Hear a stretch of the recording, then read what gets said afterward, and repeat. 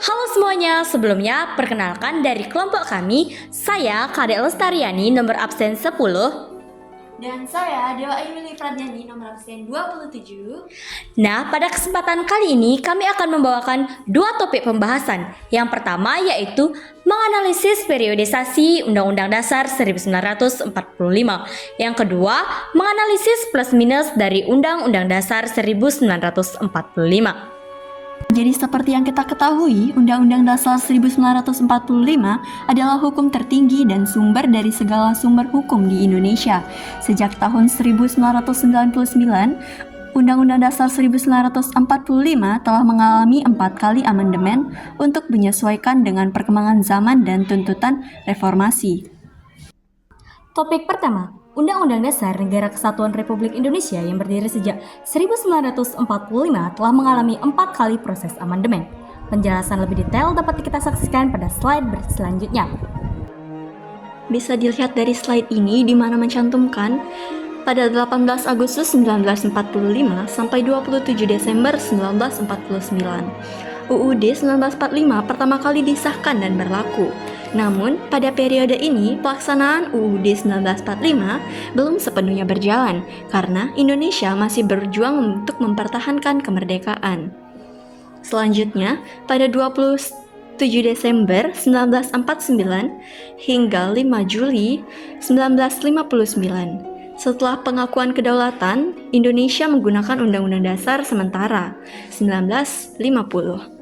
Undang-Undang Dasar 1945 seolah ditidurkan.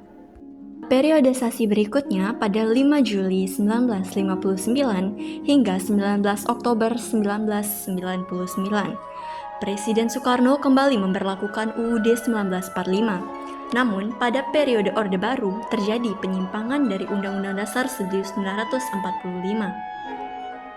Dan yang terakhir, pada 19 Oktober 1999 hingga saat ini, dimulai pada masa reformasi.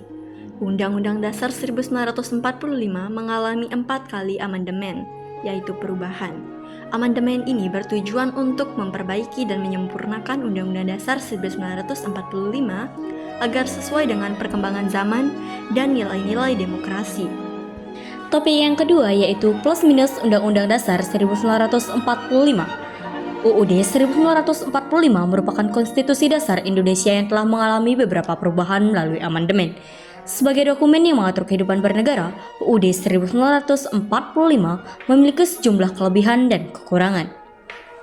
Kelebihan dari UUD 1945 yaitu yang pertama, fleksibel, yaitu mampu beradaptasi dengan perubahan zaman melalui mekanisme amandemen.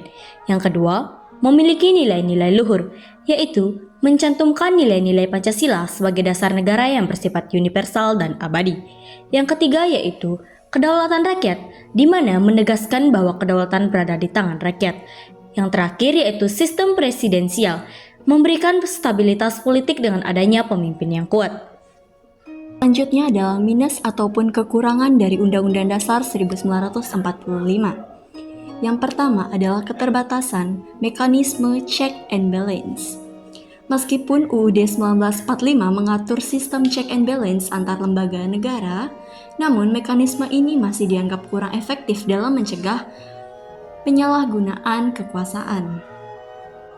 Yang kedua yaitu rentan terhadap kudeta dan perubahan konstitusi. UUD 1945 telah mengalami beberapa kali perubahan melalui amandemen. Hal ini menunjukkan bahwa konstitusi ini rentan terhadap pengaruh politik dan dapat disahkan secara tidak sah. Baik, sekian pemaparan materi dari kami. Sampai jumpa!